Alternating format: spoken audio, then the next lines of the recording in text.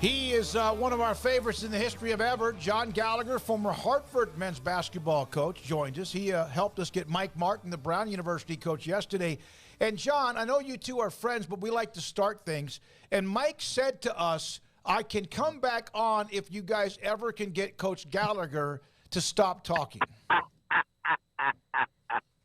I heard it. I'm going to have to reprimand him in Houston next week, when we're together. I'm going to have to. I don't know what we're going to do, but I'm going to have to get him back. But, no, Mike's the best. He's done a great job at Brown. He's been up for other jobs. He wants to take Brown to its first NCAA tournament, and I think they're close. The best player in the league, the kid Lilly, who could play anywhere in America. So they're going to be really good the next couple of years. Well, so Creighton gave Baylor hell, and they were the better basketball team. And if they played 7 times, I think they would. It appeared to me they would win that series, although people can disagree. Obviously, McDermott, that game meant, and it should, but that seemed like it meant a little bit more, not that they played harder, but men, were they focused and ready to go? This is just how it feels right now. Every other conference wanted to go after the Big 12. It just felt that way in the first weekend. Like, we're tired of hearing about the Big 12, and we're going to come after you. And when you have that kind of X on your back, you have to respond. And I thought the other teams came out with the more aggression. Coach, the last time Baylor played Creighton in the NCAA tournament was in San Antonio, and they absolutely throttled them. As a coach, how long do those things sit with you when you do have a chance to get one back on them, even though it was 8 years ago? It never leaves you. It never leaves you. I don't care what you think. If the same coach is there, he remembers it like it was yesterday. Because here's the reality of coaching. You remember the losses more than the wins. And whether that's fair or unfair, I can tell you my worst loss, and my best win, I know it, but it doesn't come quickly as my worst loss. Coach, Creighton now sitting here in the Sweet 16, and they're a great story and a great team, but that team they're matching up with is a pretty fun story as well, with Princeton there as the 15 seed. They're obviously very unique, but just how do you view the Tigers and them getting to this point? So I was at a high school game about a month ago with James Jones, the Yale coach. I sat next to him. I said, James, do you think in the next 5 years you guys can get 2 teams in? You're coming into that mark of, your 12th rated conference. You could be a top 10 conference if you improve some out of conference games. He said, absolutely. And I would tell you right now, Princeton's the 3rd best team in the Ivy. The 3rd. I've watched so many Ivy games. I watched so many Big 12 games. Princeton's the 3rd best team in the Ivy, and that's not a shot at Princeton. They had Penn's number, and they just weren't better than Yale, in my opinion. And they beat Yale on a home court advantage in the title game. That's how good the Ivy is. That's the first thing. I mean, it's not your grandfather's Ivy League. Mm-hmm. Okay, it is the real deal. They have the best player in the league. They play different. Like, you think, they're Princeton. They're, the old saying, in the Big 5, when you played Princeton, when I was an assistant at LaSalle, don't watch them warm up. Because if you watch them warm up, you will be like, man, they're a step slow. We're going to go out and kill this team. And they come out and punch you in the mouth. And you have to be ready to defend them. And that's a big thing. When Mike even said that yesterday, Coach Martin said that yesterday, that this isn't, like you said, your grandfather's Ivy League. Because normally, and I could have misread Princeton a little bit, if they ever got the lead in the ball, game could be over. But, I mean, some of these teams have changed their pace, their style of play. They've totally changed their pace, their style. This game is really evolving. So what you're seeing nowadays in these first couple rounds, and I'm telling you, that's why FDU, UM, When you can go 5 out and you can bring their 2 bigs away, and then you can scramble on defense, and then you get them tight. I've said this for 5 years now. The high major teams that don't have a zone, you're gonna see more 16 and 15 wins because you have to play zone when you're going to play your 2 bigs out there, and no one's doing it because no one's caught the book yet. You got to read the book. Yeah, everyone reading the book means you got to evolve. Coach, Texas, hard fought, went over Penn State, really kind of rolled over Colgate. They're a 2 seed, so it shouldn't be surprising. But given their history in the tournament recently, I think maybe me and like a lot of people we'll see what happens when they get there. But this feels to me like a team that could win this because it also feels to me like they're all 31 years old. They're just so veteran. How scary is a team like that to play that won't get shaken in the moment? I'm shocked they haven't given the guy the job yet. I'm shocked. Maybe they're waiting for Final Four weekend. I don't know. But he's the coach of the year in my mind. I said it last week. He's got them ready. They look old, as you said. And they look like they have such a great poise about them. And when you throw a punch, they don't get like shook.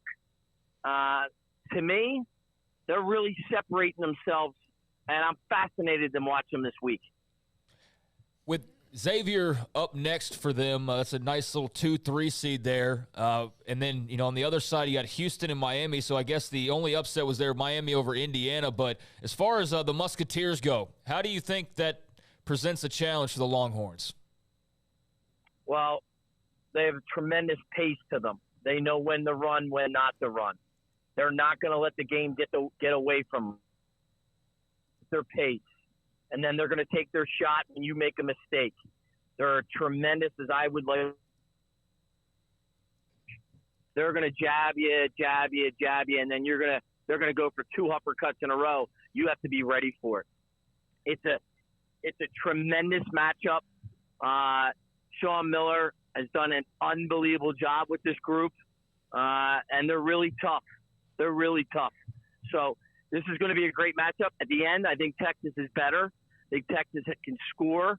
I think Texas is anytime you make them extend their defense, Xavier, I think it opens holes up, and you're going to have to extend your defense against Texas. How much has Disu added to the mix? He's obviously on a tremendous run. It started back when they actually lost a game to Baylor, which was not that long ago, where he was averaging like 6 points a game. He had 28 in their win, and they needed all of it against Penn State.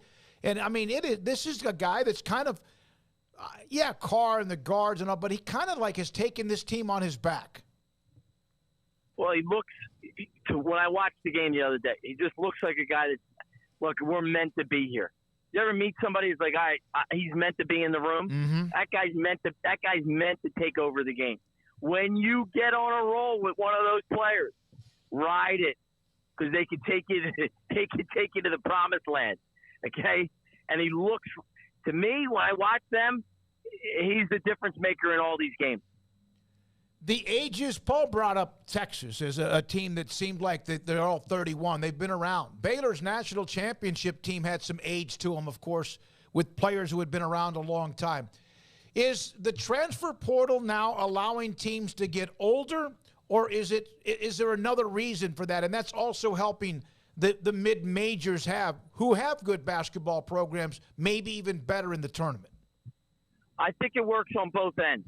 I'm interviewing for these mid-major jobs now, and and everybody wants their thought on it. I think, look, you got to get your senior in high school to keep your culture and your neighborhood together, as I like to call it.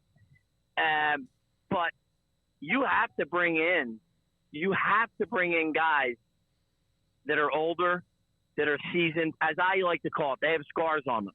See, if you have scars on you, you could take it. You've been through it, and you need it. You need to have scars on you to win in March. You have to, and that goes for coaching too. got to have bad losses, and you got to be able to get up, and you have to be able, as I call it, lie down with pain. The players that have dealt with pain and are successful overcoming it, you know, the old obstacle is the way. Well, they've been through the obstacle. They're the players, because they're older, they understand it, and they don't react as quick. You know, you say that, and I think of, just off the top of my head, the last three national championship coaches, Bill Self, Scott Drew, and Tony Bennett, have all had crippling, awful losses early in the tournament that, like, formed them down the line, you know, in their successes. You know, I can think of just two that I was at with Baylor that were just mind-blowing how they lost them, but then they came through that on the other side. Now nothing scares them, really. You just said it. Guys, like, if you want to get into a business that doesn't have painful losses, get into another business. Do another sport. Do something else. Because I grew up, I had one of my best teams. We should have won it. We lost to UMBC in the first round. It was the worst loss of my career. I want you to understand, I literally physically was sick. Physically.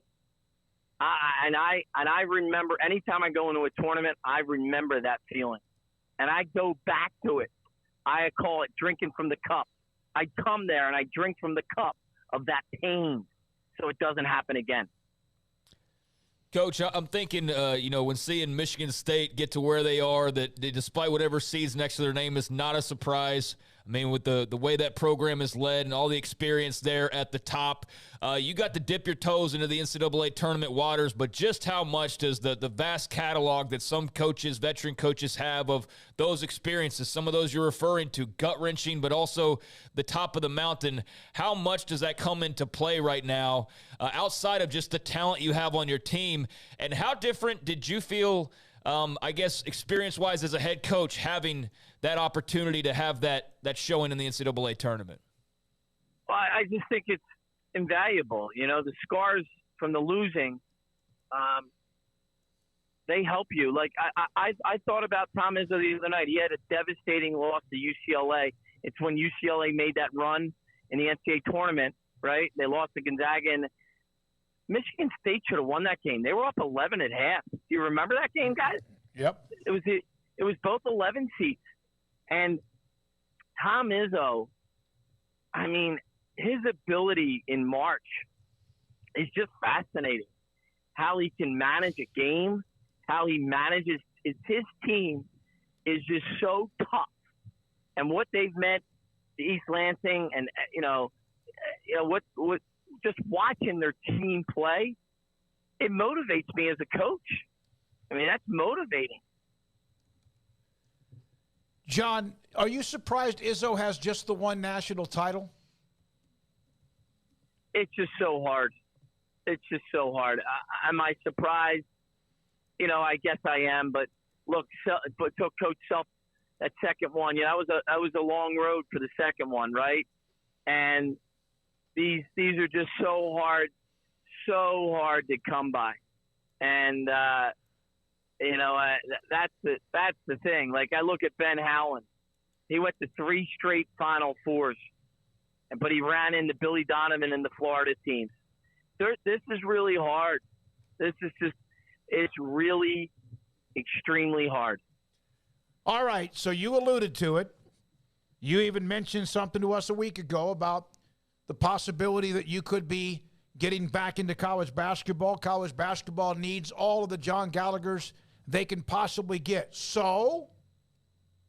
I'll know in the next 72 hours. And if that's the case, when I land in Houston, I might drive to meet you to have a cold beer to celebrate. How about that? Oh, my God, that'd be awesome. That would be awesome. We would love to. Are you going to be in Houston? Are you guys coming or what? Well, I mean, I just don't know. I mean, after what happened with Creighton, I don't, I just don't know. But with Houston and also Texas still alive, if there's a possibility we get credentialed, a lot of that's kind of the process of who you cover, et cetera, then we'd love to see you, though. If we can get there, we'll be there. And we'll I'll introduce you to Mikey Martin. You'll love Mikey. But I want to say thank you to you guys. You guys, I listen to you guys.